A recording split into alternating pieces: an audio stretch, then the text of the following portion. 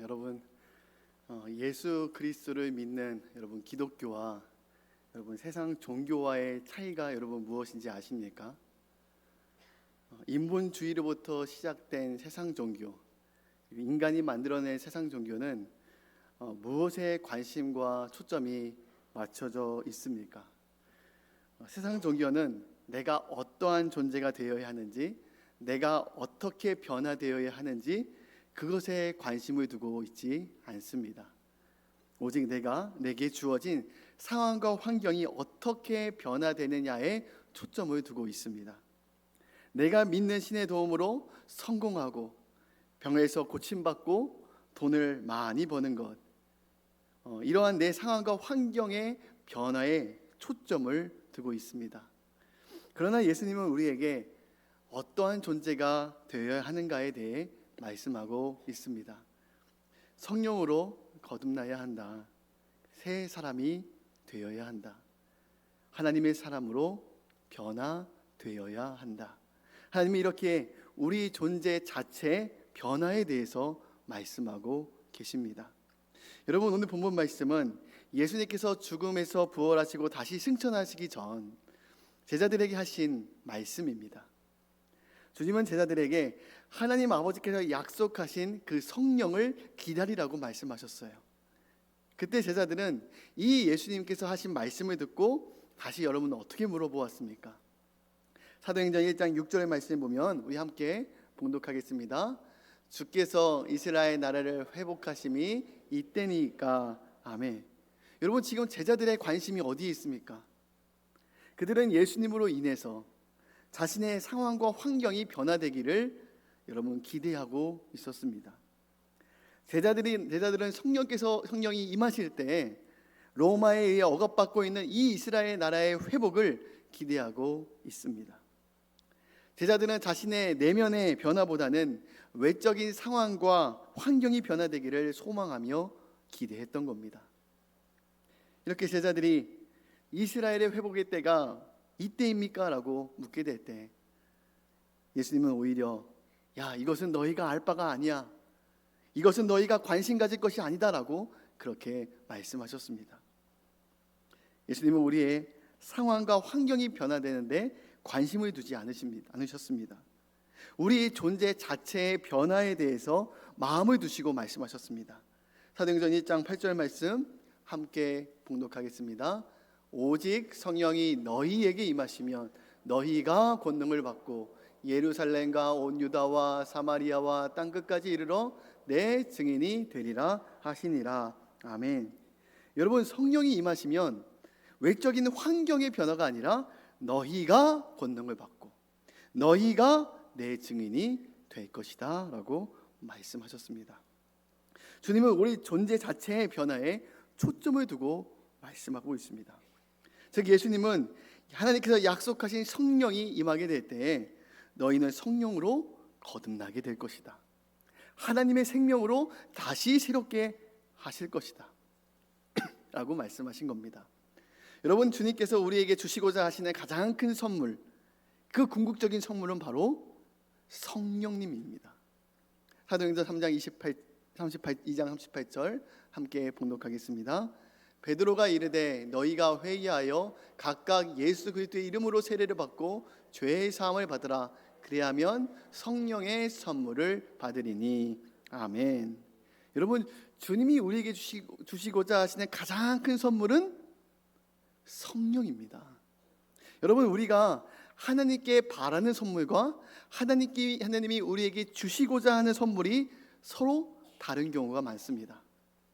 우리는 하나님께 내 육신적인 필요, 돈, 성공, 건강의 선물을 받기를 원하고 기대하지만 하나님께서 우리에게 주시고자 하시는 선물은 성령으로 우리가 거듭나고 새 사람 되는 것, 주 안에서 생명을 얻고 구원받는 것, 이것이 주님이 우리에게 주시고자 하시는 궁극적인 선물이라는 것입니다. 이렇듯 주님은 우리가 성령으로 다시 태어나야 함을 말씀하고 있습니다. 우리가 하나님 안에서 거듭나야 함을 말씀하고 있습니다. 여러분, 그렇다면 거듭나는 것, 성령으로 다시 태어나는 것은 여러분 우리가 어떠한 존재로 변화되는 것을 말하고 있는 걸까요? 여러분, 우리 이것을 분명히 알기 위해서는 하나님이 처음 사람을 지으실 때 어떠한 존재로 지으셨는지를 보면 알 수 있습니다. 여러분, 하나님이 우리를 어떤 존재로 지으셨나요? 창세기 말씀에 보면 하나님이 흙으로 사람을 지으시고 그 코에 생기를 불어넣으시니 사람이 생명이 된지라라고 말씀하셨습니다. 여러분, 여기서 생기란 무엇일까요? 성경의 원어에 보면은 히브리어는 루아흐라는 단어를 쓰고 있고 헬라어로는 푸뉴마라는 단어를 쓰고 있습니다. 이 단어의 뜻은 무엇이냐면 하나님의 영, 하나님의 혼, 하나님의 생각, 하나님의 마음이라는 뜻을 가지고 있다는 거예요. 즉 주님은 하나님의 영으로 우리를 지으셨다는 겁니다. 여러분, 하나님의 혼, 주님의 생각에 따라 사는 존재로 우리를 지으셨다라는 겁니다. 하나님의 마음을 갖고 살아가는 존재로 우리를 창조하셨다는 겁니다. 그러나 문제가 무엇이냐면 아담과 하와의 그 불순종 죄로 인해 하나님께서 우리에게 부어주신 그 영을 잃어버렸다는 거예요. 하나님께서 우리에게 쏟으신 그 영을 다 쏟아버렸다는 겁니다.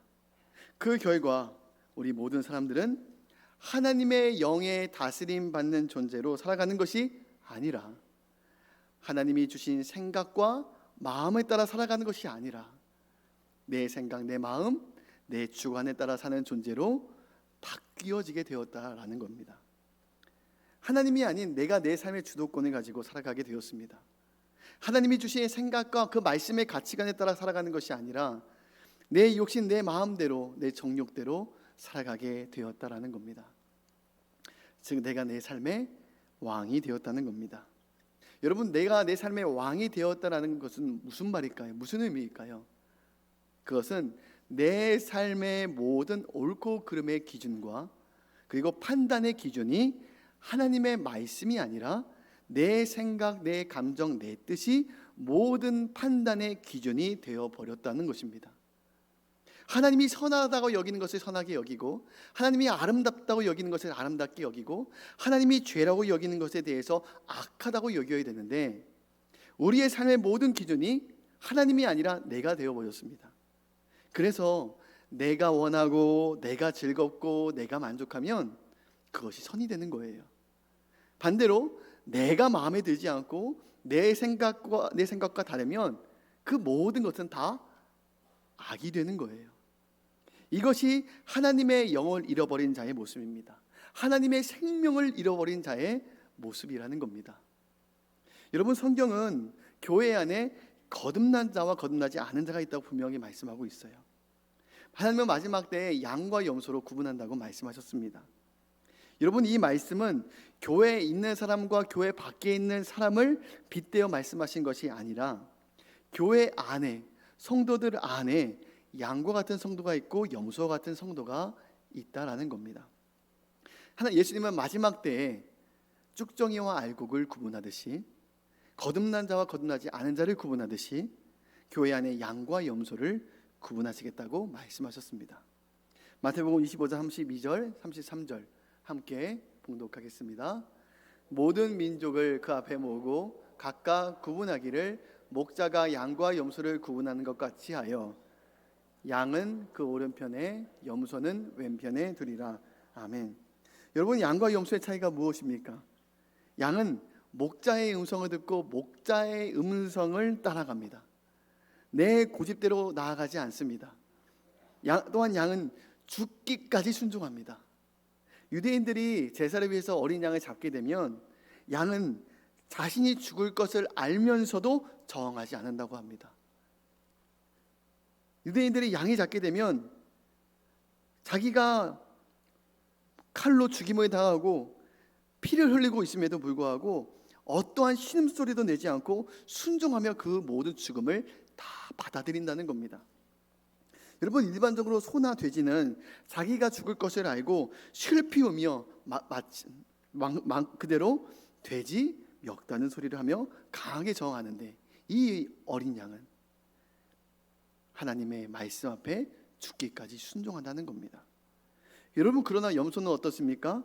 염소는 자기 주관, 자기 고집대로 사는 존재입니다. 제가 어릴 때 할아버지 집에 가서 염소를 이렇게 한번 끌어본 적이 저는 경험이 있습니다. 근데 제가 어릴 때 제가 원하는 길로 아무리 잡아당겨도 자기가 원하지 않으면 절대로 끌려가지 않고 강하게 버팅깁니다. 얼마나 자기 고집이 센지 격렬하게 저항하고 기분 나쁘면 자기 뿔로 받아버리는 것이 그것이 염소라는 겁니다. 즉 양과 염소의 상징적인 차이가 무엇입니까? 내 삶의 왕을 누구로 모시고 있느냐, 내 삶의 주인을 누구로 삼고 있느냐라는 것으로 나뉘어진다라는 겁니다. 누구의 음성을 듣고 순종하느냐에 따라 양과 염소로 구분되어진다는 겁니다. 하나님의 음성을 듣고 순종하느냐, 자기의 생각, 자기의 감정에 따라 사느냐에 따라 양과 염소와 같은 성도로 구분된다는 것입니다. 여러분, 죄는 무엇이냐면 하나님 말씀대로 사는 것이 아니라, 하나님이 원하시는 그 말씀의 방식대로 사는 것이 아니라 내 마음대로 내 생각대로 사는 것이 죄라는 겁니다. 이렇듯 하나님의 생기, 하나님의 영, 하나님의 생각, 하나님의 마음을 가진 채로 살아가던 그 우리들이 죄로 말미암아 하나님의 영을 쏟아버리게 되고 자기 생각, 자기 뜻대로 살아가는 존재가 되었다는 것입니다. 성령으로 난 사람, 거듭난 사람은 이 타락 이전에 하나님의 영을 회복하는 것입니다. 거듭나는 것은 다시 하나님의 생각과 마음을 회복하는 것입니다. 예수님과 니고데모의 만남에서도 이 거듭남에 대한 문제를 다루고 있습니다. 유대인의 지도자였던 니고데모는 한밤중에 늦게 예수님을 찾아왔습니다. 사실 니고데모는 예수님을 찾아올 사람이 아니었습니다. 그는 율법에 정통한 바리새인이었고 유대인의 최고 의결 기관인 산헤드린 회원 중에 한 사람이었습니다. 그러나 그에게는 영적인 공허함이 있었어요. 그러던 중 그는 예수님이 행하시던 여러 이적들을 바라보면서 이는 하나님께로 온 자이다라고 확신을 했습니다. 요한복음 3장 2절 말씀 함께 봉독하겠습니다.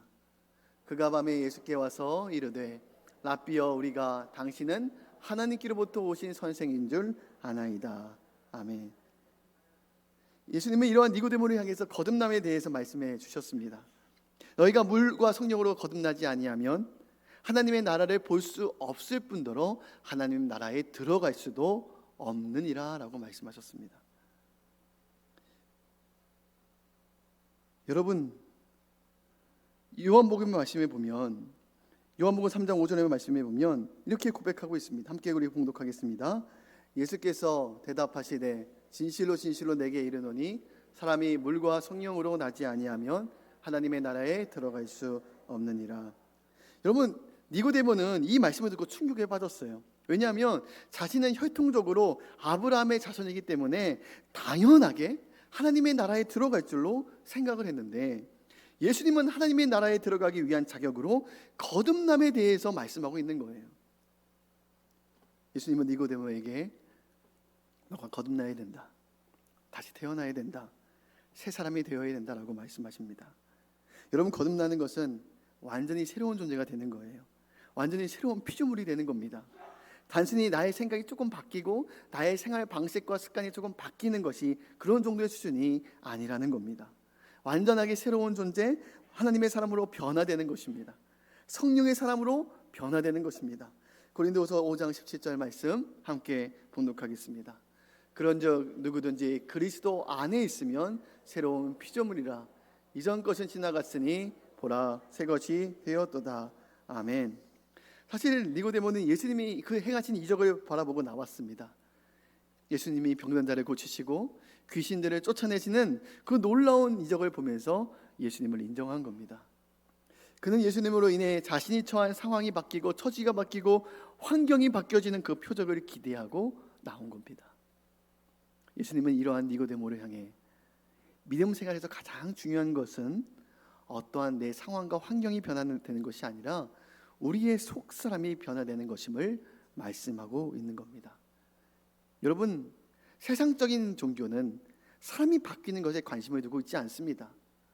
가난한 사람이 부자 되고 병든 자가 고침받고 사업이 잘 되는, 어떻게 보면 사람의 환경과 상황이 변화되는 것에 다 맞춰져 있습니다. 이것이 일반적인 세상적인 종교의 모습이라는 겁니다. 그러나 예수 그리스도를 믿는 우리 기독교는 내가 어떠한 사람이 되느냐, 어떠한 존재가 되느냐에 달려 있습니다. 기독교는 사람을 변화시키는 종교라는 거예요. 예수님은 사람을 변화시키십니다. 그렇다면 우리는 왜 거듭나야 되는가? 왜 나의 속사람이 변화되어야 하는가? 그것은 거듭나야 하나님의 나라에 들어갈 수 있기 때문입니다. 여러분, 우리 모두가 생명을 갖고 이 땅에 태어난 것처럼 우리의 생명이 맞춰지는 날이 분명히 오고, 이 죽음의 때가 도적과 같이 찾아온다는 거예요. 우리가 예기치 못한 순간에 암이라는 질병이 찾아오고, 우리가 예기치 못한 순간에 사고라는 것을 경험하게 된다는 겁니다. 그리고 우리는 이 죽음의 끝에서 하나님 심판대 앞에 분명히 서게 됩니다. 하나님 만날 날이 분명히 온다는 거예요. 우리가 겪게 될 가장 분명한 현실이고, 이것이 분명한 진리입니다. 수많은 성도들이 이 사실과 진리를 놓치고 살아가요. 언젠가는 우리도 죽는다는 것, 그리고 그 하나님의 심판대 앞에 서게 된다는 것을 잊고 살아갑니다. 그저 막연한 미래로만 생각을 해요. 거듭남의 문제, 구원의 문제가 가장 시급하고 중요한 문제인데, 지금 바쁘다는 핑계로 그 문제를 나중 일로 미루어두고 있습니다.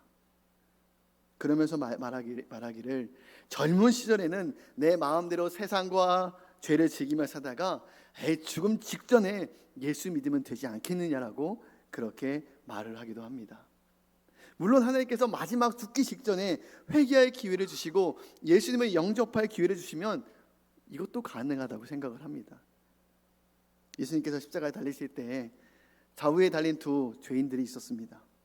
그 중에 한 죄인은 예수님이 주 되심을 인정하고 하나님 나라에 들어가실 때 저를 기억하여 달라고 간구합니다. 그때 하나님께서 죽음의 기로 앞에 서 있던 그 죄인에게 천국에 들어가도록 허락해 주셨습니다. 누가복음 23장 43절 말씀 함께 봉독하겠습니다. 예수께서 이르시되 내가 진실로 진실하게 이르노니 오늘 내가 나와 함께 낙원에 있으리라. 아멘. 이 죄인은 죽음 직전에 회개하고 천국에 들어갔습니다.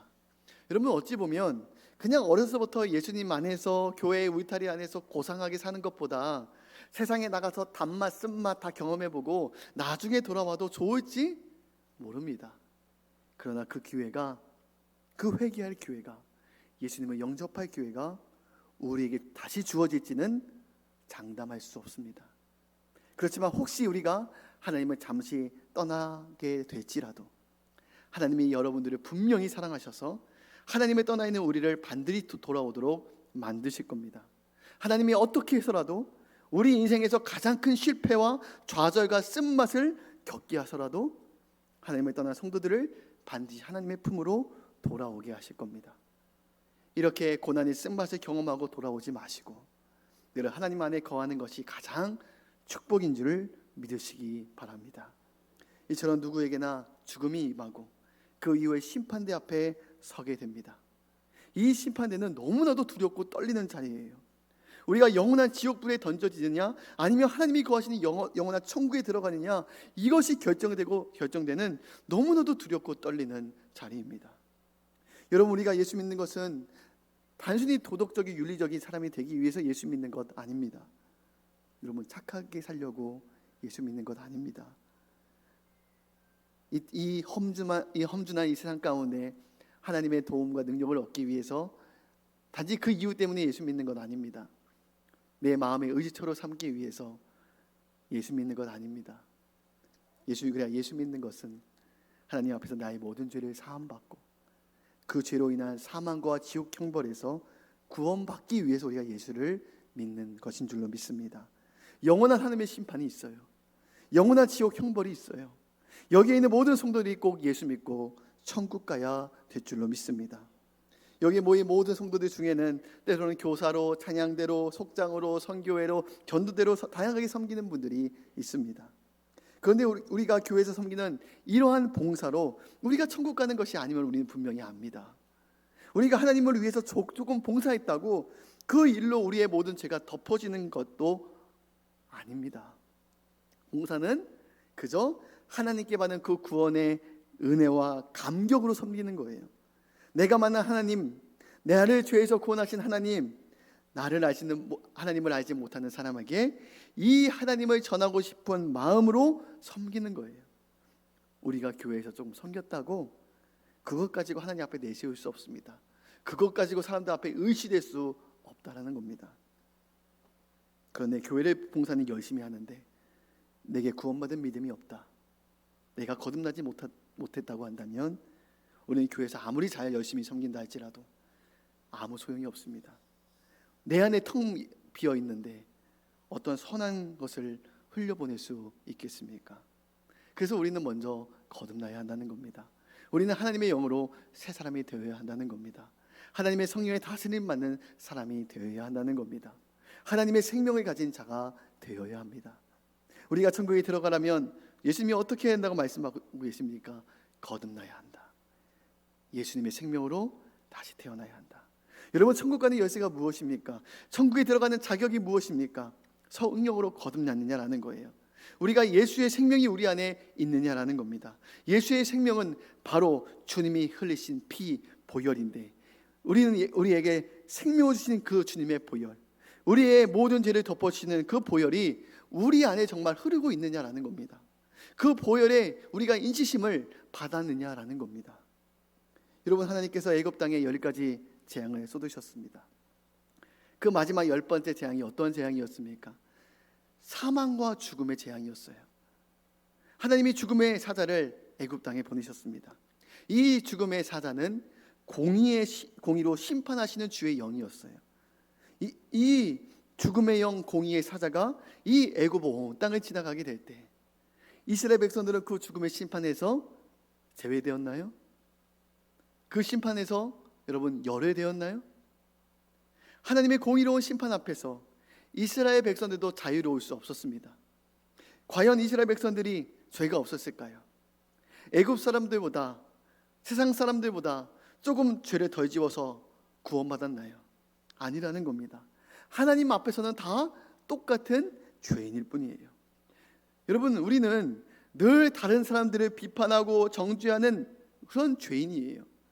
다른 사람들을 이간질하는 죄인, 네 편 내 편을 만들어서 늘 분열케 하는 죄인, 자기가 하기 싫거나 불리한 상황이 되면 늘 능숙하게 쉽게 거짓말하는 죄인. 우리도 하나님 앞에 다 똑같은 죄인일 뿐입니다. 이 땅에는 두 종류의 죄인이 있을 뿐이에요. 자기의 죄를 능숙하게 숨기고 포장하는, 외식하는 죄인, 자기의 죄가 드러난 죄인만 있을 뿐입니다.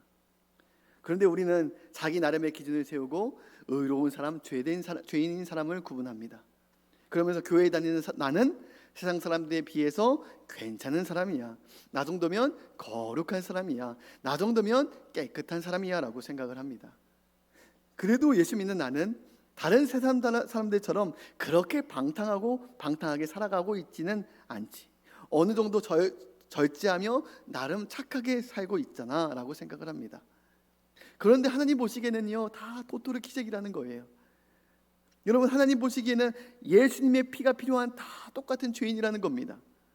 여러분, 우주 정거장에서 지금 220cm의 서장훈과 저를 바라보면 여러분 어떻게 보일까요?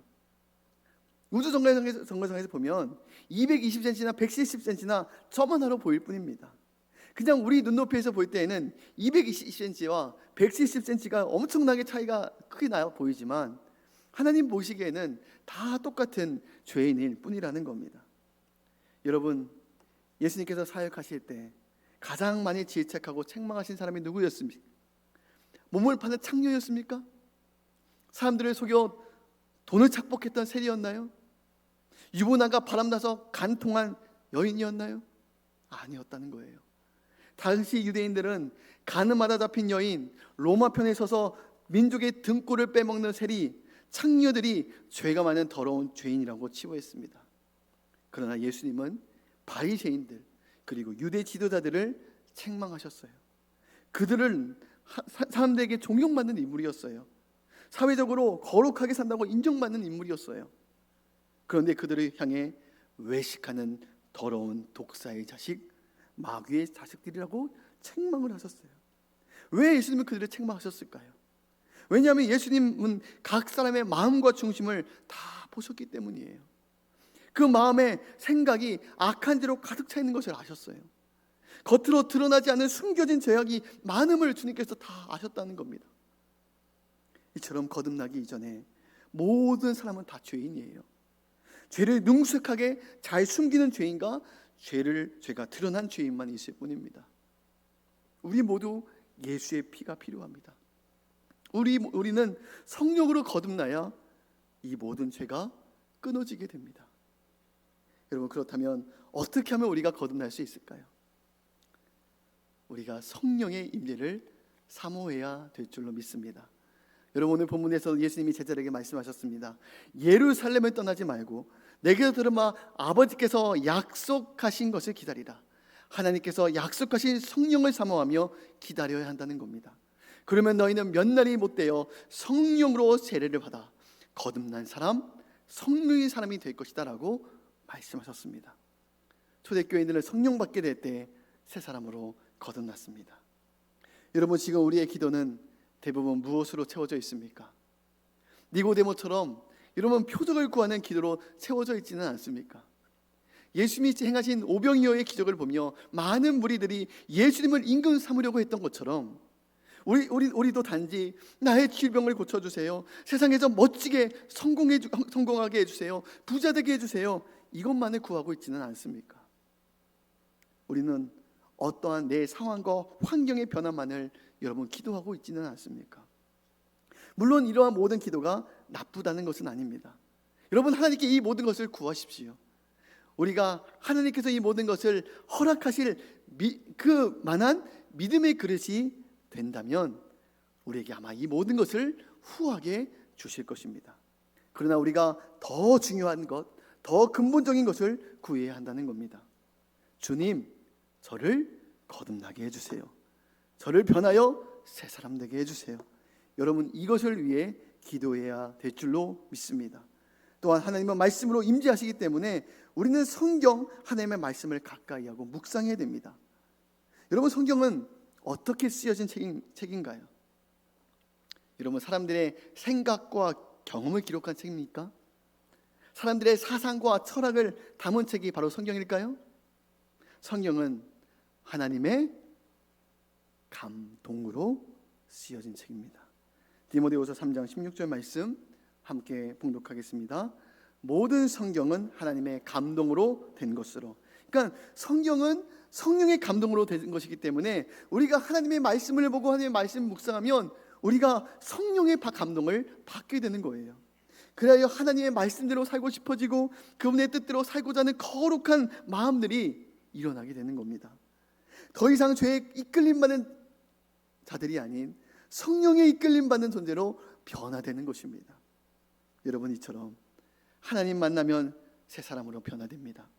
성령의 사람으로 거듭나게 됩니다. 아무리 죄악으로 고장난 인격을 가진 사람이라 할지라도, 마음에 많은 상처로 삐뚤어지고 거칠은 사람이라 할지라도 하나님이 그 마음 가운데 임재하시고 하나님의 말씀이 그 안에 채워지면 성령으로 거듭나 그 하나님의 생각으로 바뀌어지고 하나님의 마음을 갖게 돼요. 그 거친 입술이 하나님의 온유한 입술로 바뀌어지게 되는 거예요. 하나님의 성품으로 닮아가게 되어 있어요. 하나님의 원래의 형상으로 회복시켜 주실 줄로 믿습니다. 오늘도 우리가 구할 것은 주님, 나를 하나님의 사람으로 거듭나게 해주세요. 주님, 나를 성령의 사람으로 새롭게 변화시켜 주세요. 하나님은 이렇게 간절히 주님을 구하는 성도들에게 오늘 찾아오셔서 만나 주실 겁니다. 새롭게 하실 겁니다. 내 속사람이 변화되면 여러분, 내 모든 것이 변화됩니다. 환경과 상황이 변화될 것을 구하는 것이 아니라 내 속사람이 변하게 되면, 우리가 하나님 앞에 내가 변하면 내 가정이 변화되고 내 자녀가 변화되고 내 직장이 변화되게 됩니다. 모든 변화의 시작은 나로부터 시작되는 것인 줄로 믿습니다. 오늘도 이 주님의 은혜를 구하며 나아가시기를 주님의 이름으로 축복합니다. 기도하겠습니다. 우리 시간 함께 찬양하고 통성으로 기도하겠습니다.